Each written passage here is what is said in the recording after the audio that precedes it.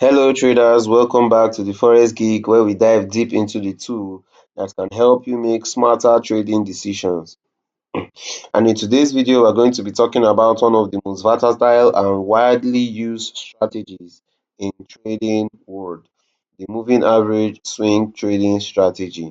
Now, this approach has been a cornerstone for many successful traders, offering a clear and systematic way to identify trends and capitalize on market movements. So by the end of this video, you are going to understand a comprehensive way on how the moving average works and how to incorporate them into your trading routine. So let's get started and explore how we can use the moving average to enhance your swing trading performance. So why not stick around until the end and you will see how we apply this powerful strategy to our own trading.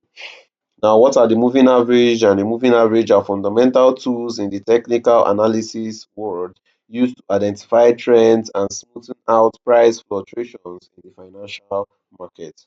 They represent the average price of an asset over a specific period, helping traders understand the market's movements, when to enter and exit the market. Now, there are two main types, and the first type is the simple moving average, which is calculated by the average prices over a set period. It provides a stable view of trends but reacts slowly to price changes, and this is the simple moving average on the screen. It is turned on now. The second one we have is the exponential moving average, and the exponential moving average, this gives us more weight to recent prices, making it more responsive to short-term changes. It is ideal for traders to focus on recent market movements. So how do the markets makers or traders make use of the moving average? Let's see how it works. The moving average helps traders identify trends by showing whether prices are generally rising or falling. The rising moving average indicates an uptrend, meaning when the when your moving average is rising, it indicates an uptrend, and as you can see in this area, you see the moving average was rising, which means that it is indicating an uptrend. While when the moving average is falling, and as you can see at this area it was falling, this would indicate a selling opportunity or a downtrend. Now let's see how we can use the moving average in our strategies. The first step would be to set up your chart, and to begin this you need to set up your chart with the appropriate moving average. A common setup involves using two moving averages. One would be a short-term moving average and the second one would be a long-term moving average. Now with this, we are going to use our EMA. We're going to set one to 50 moving average, and we'll set the other one to 200 moving average.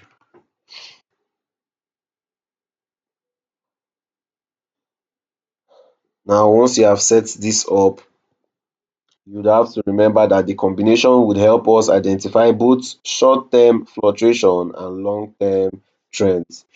Now the second step would be to identify trends. To identify the trends is crucial for any trading strategy.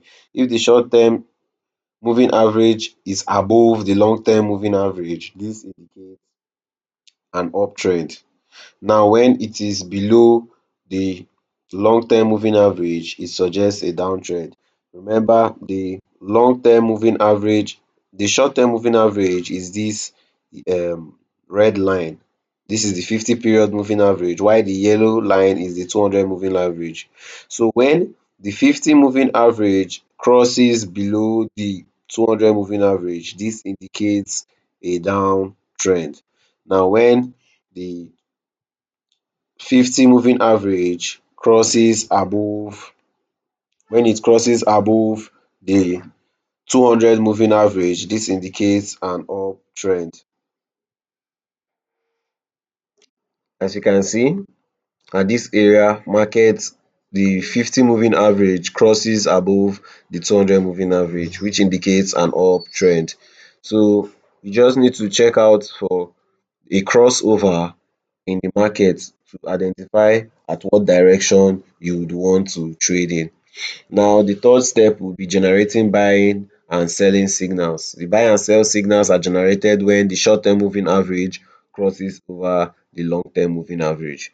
A bullish crossover occurs when the short-term moving average moves above the long-term moving average. That's when this 50 moving average crosses above the 200 moving average. This indicates a buying opportunity and is a bullish crossover. Conversely, a bearish crossover happens when the short-term moving average falls below the long-term moving average. And as you can see at this area in the market, the 50 period moving average falls below the 200 moving average, which indicates a selling opportunity. Now, the fourth step will be to manage your trades, and this means when you enter a position based on a crossover signal, you would have to set your stop loss below or above the position area. Now let's talk about a long position. You would have to set, when you notice that there is a bullish crossover, when the short term moving average crosses above the long term moving average, you would set, when you enter the trade for a long position at the crossover, you would set your stop loss just below the recent swing low in a long trade. Then if it's in a short trade, you would have to set it just above the recent swing high.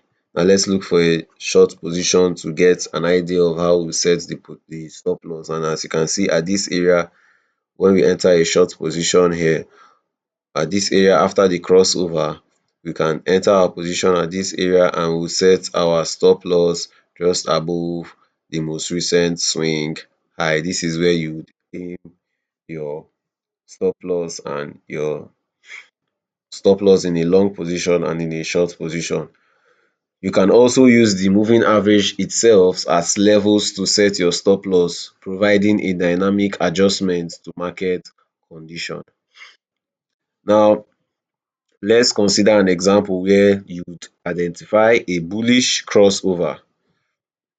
You would enter your long position as the short-term moving average crosses above the short-term moving average. At this point, this would be where you would want to enter your position. When you see this crossover, you would want to enter your position after the crossover. That's this candle. Your stop loss should be set just below the most recent swing low. So this will be the most recent swing low. If you are too scared of this position, you can still set it at this place, as the case may be. This will be the perfect place to put your stop loss. Remember, your take profit is also an important thing you need to set in a market. You have to set it as a reasonable level above current price. So 1:2 or 1:3 is a reasonable position above current price, perhaps at a resistance level indicating historical price action. So this is a resistance level at this part in the market, this previous high. This would be a good place to set your take profit. This is how to enter a trade using this strategy. Alright traders, we have come to the end of this video. Engage with us in the comments below. We want to hear about your experiences. And if you found this video helpful, do not forget to like, share and subscribe. Turn on your notification bell so that you wouldn't miss out on more trading tips and strategies. Thank you for watching, and I will see you in the next video.